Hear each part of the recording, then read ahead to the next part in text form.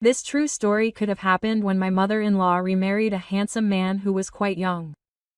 His name is Mr. Jarwo. He is quite handsome and charismatic. He is only 42 years old. Well, before going into the story, let me introduce myself. My name is Dina Amberwati. I am still 24 years old. My husband's name is Baim. He is 27 years old. I married Mas Baim 4 years ago and we still live in my in-laws' house as good daughters-in-law. I have to be good at winning the hearts of my parents, especially my father-in-law because he just married my mother-in-law a few months ago. Automatically my mother-in-law loves her husband very much and I have to be able to protect my father-in-law's feelings too. My father-in-law is very close to me. He shows that he already considers us as his own biological children. Indeed, I feel that my father-in-law is very concerned about us in this family, especially me. He always pays attention to my condition and health. He shows this through the way he comments on the way I eat and my diet.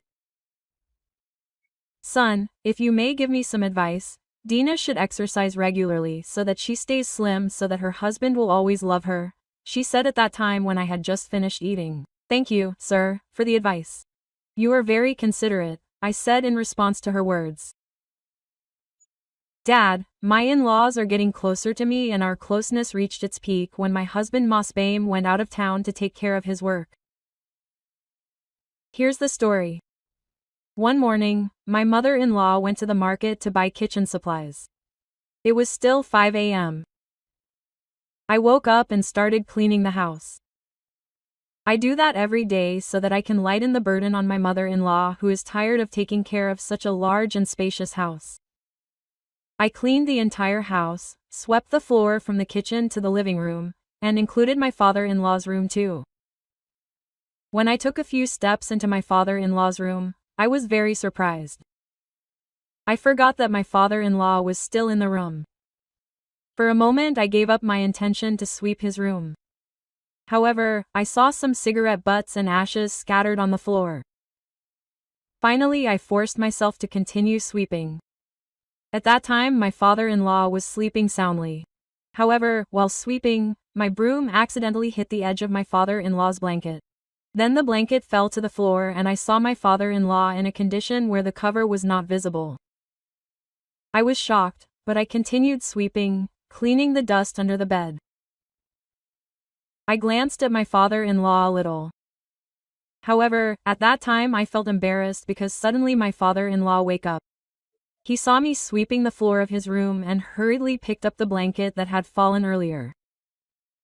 After finishing covering me with the blanket, my father-in-law said, "What are you doing here, son? Why did you come into my father's room?" "Oh, yes, I'm sorry. I didn't mean to because I saw that my mother had to clean the house every morning, so I helped her." "Forgive Dina Yaya," I said with a red face because I was embarrassed. "But you saw everything earlier, Mama Pindaya," said my father. "Well, I'm sorry," I said. "Okay, please make coffee for my father," he said. Then I immediately went to the kitchen to make coffee for my father-in-law. Long story short, since that incident, for some reason I have always been inspired by my father-in-law so that I can't focus on my activities. Even to provide for my husband's creative needs, I can't concentrate and the incident continued. Not only that, one day at that time there was only me and my father-in-law at home. It happened around 8 a.m. At that time I wanted to take a shower and wanted to go to my friend's wedding reception. While taking a bath, for some reason I suddenly forgot to bring a towel. Then I called my husband to deliver the towel. But it turned out that my husband had already gone to work. "Why, Dina? Your husband Baim has already left for work since this morning because he rushed to a meeting at the office?" said my father-in-law who happened to be near the dining table. "Please deliver the towel, I forgot, sorry in advance," I said a little embarrassed. My father-in-law immediately brought the towel and gave it to me by opening the bathroom door a little. My head poked out to signal that I wanted to take the towel. However, whether intentionally or not, Suddenly the bathroom door opened so wide and I appeared in that condition. "Sorry, son, I didn't mean to. I'm so sorry, son," said my father-in-law when he saw me at that time. I felt like my father-in-law deliberately wanted to see me because from the beginning he had paid a lot of attention to my condition. He even paid attention to my eating patterns and diet. After that series of incidents, I saw my father-in-law's behavior starting to be strange towards me.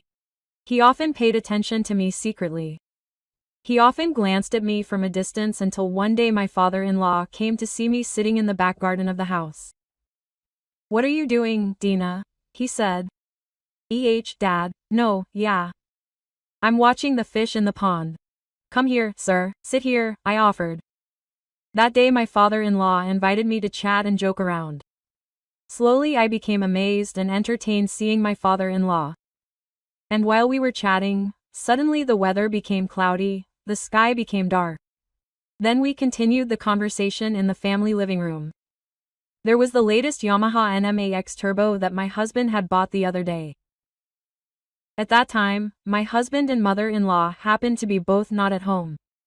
Moss Bay was still at the office. Meanwhile, my mother-in-law was attending a social gathering with her friends. The cloudy weather turned into heavy rain and suddenly the weather became dark so that our conversation could not be heard clearly. Then we decided to go into our respective rooms. When I was in the room, I found a WhatsApp chat coming into my iPhone 16 Pro Max. It turned out to be from my husband asking for permission. He said that day he had to work overtime. With a heavy heart, I allowed him, and strangely, coincidentally or not, my mother-in-law suddenly called my father-in-law too. He said he couldn't come home until 12 midnight because his social gathering friends suddenly had a mild stroke and had to be taken to the hospital. Finally, when night fell at home, there were only me and my father-in-law. At that time, the night started to get dark, accompanied by the sound of heavy rain wetting the roof until the sound of dripping water could be heard, which made me shiver a little. At the same time, suddenly there was the sound of thunder. Honestly, I was a little scared at that time because my bedroom was at the very end with anxiety. Finally, I decided to call my father-in-law. Knock, knock, knock. The sound of a knock on the door. "Yes, I'm scared," I said. Not long after, my father-in-law immediately opened the door to his room. After my father-in-law opened the door, I told my father that I was scared to be alone in the room, because at that time the lights suddenly went out. My father-in-law immediately tried to check the electricity and it turned out that at that time there was a power outage from the local PLN. "Okay, son. If that's the case, son, Dina will sleep on the sofa in the TV room, okay? Later, father can accompany her from inside father's room," he said. "But it's still dark, I'm scared," I said. Dad knows that I have a phobia of darkness and emptiness. I said, "Okay, don't be scared." "Wait a minute, Dad, get the candles behind him," said Dad while holding both of my shoulders as he gave me peace. At that time, I could actually get the candles and light them myself. But for some reason that night I became spoiled by my father-in-law. It was probably because my father-in-law already knew everything about me. So I didn't feel awkward with my father-in-law anymore. After a few minutes, my father-in-law came back from getting the candles. I saw from a distance my father-in-law glancing at me, who at that time I was wearing the nightgown that I usually wore every day. "Here, son, the candles are no longer dark. Please go to sleep, have a nice dream," he said. Yes, thank you, yes," I replied. I hadn't slept for a minute. Again, the sound of thunder was scary that night. My heart was beating fast. Then I forced myself to sleep in my father-in-law's room. "Hey, why are you sleeping here, son? Don't, later Bame and your mother will know we are in the same room. They might think negatively about us," said Dad. My father-in-law was a little afraid to see my behavior that night. "Don't worry, okay? I'll guarantee everything. I guarantee that Moss Bame and mother won't know about this. Trust me, okay? Please, I beg you, okay? I'm afraid to sleep outside alone. It's dark, right?" I said a little pleadingly so that my father-in-law would allow me. "Okay then, Dina can sleep upstairs, father downstairs." Poor Nakdina if it's cold downstairs, he said. At first I refused because my father-in-law forced me to sleep upstairs, but finally I obeyed. Quote, "Forgive me, Yaya. Finally, Father Day will sleep downstairs," I said at that time. That night I slept so soundly and suddenly I woke up from my sleep.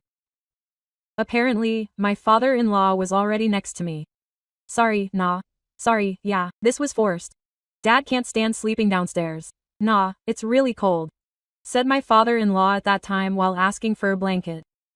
At that time it was exactly 1 a.m. I was half conscious from a little sleep. I said, "Yes, that's okay. Just pull the blanket over rather than getting cold," I said while closing my eyes. The sleepiness was very heavy that night.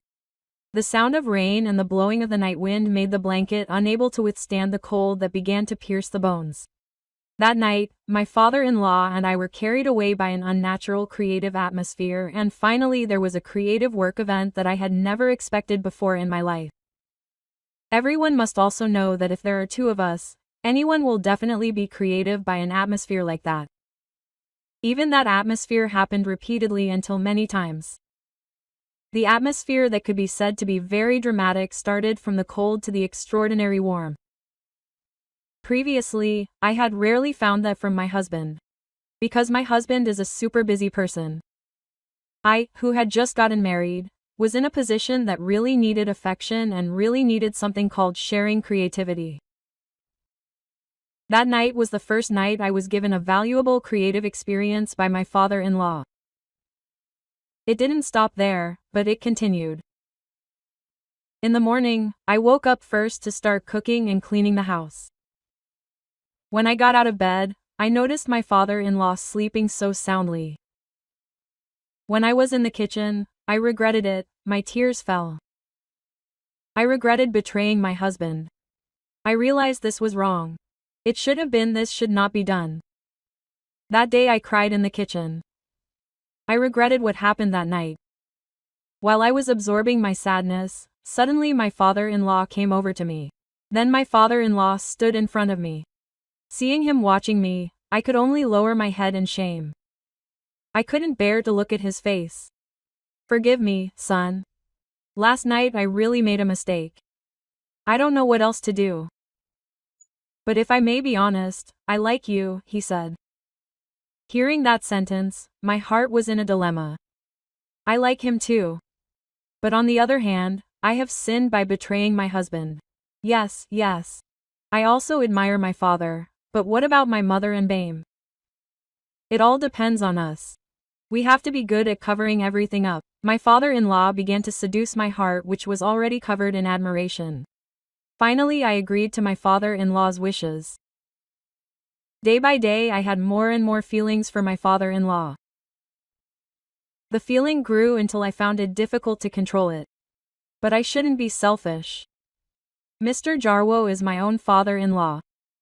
All of this is the same as me betraying my own husband and mother-in-law. But I can't do anything. I always forget myself when I'm near my father-in-law. And it always repeats itself. Actually, I realized that this was all wrong, but I couldn't help it. Day after day I was haunted by guilt for what I had done. What kind of wife and daughter-in-law was I? Finally, I decided to stop all this before it was too late. I didn't want to ruin my in-laws' household and my own household. And I promised my father-in-law. I didn't want to do it again. This is a sin. I also promised in my own heart. If my father-in-law wants it again, I must be able to refuse it. I have to find a way to end all this. Although I still had those feelings, then I tried to explain to my father-in-law, but my father instead seduced me. He didn't want to end all this. He said that he already loved me more than he loved his wife, Mas Bame and mother-in-law. Completely unaware of what we had done. I had to be able to cover this up as tightly as possible. I didn't want this incident to destroy our household, she said. One day Mas Bame said goodbye to go on business out of town. Pak Jarwo took advantage of that. It happened that at that time my mother-in-law had a guest. Then I went to the kitchen to make drinks for my mother-in-law's guest. And what happened? Apparently that day my father-in-law followed me into the kitchen. "Ah, what's wrong? Do you want some coffee too?" Quote. I asked. "No, son. Your husband Bame was out this morning," he said. "Yes, of course," I answered. At that time I already guessed that my father-in-law would want it again. "Later, I'll make drinks for your mother's guests. They've also left, son." Quote. "Dad. That means today it's just the two of us," I said. "Yes, son. This is our chance again, son." Quote. My father-in-law asked for that creative thing again. At first I refused my father-in-law's invitation, but I was already carried away by his creative figure. Finally I followed his creative work in the kitchen. At that time I was a little forced to shave my head, but it turned out I still needed that creative work. I couldn't lie. Mas Bame also rarely gave me his creative work. The creative activity continued to repeat itself and only stopped 3 months later because Mas Bame was happy to see my condition at that time. Because I am Halim. Long story short, 1 year passed, our family celebrated the birth of my first child. His face was very similar to his grandfather's face, Pak Jarwo. Seeing that, fortunately there was no suspicion of Mas Bame. 1 month later, I decided to ask Mas Bame to move out of my in-laws' house. That was the end. That was the story of my bitter and sweet experience. I was confused whether to be happy or hurt. Forget it. What's important is that now I am relieved to be able to get away from Pak Jarwo, my father-in-law.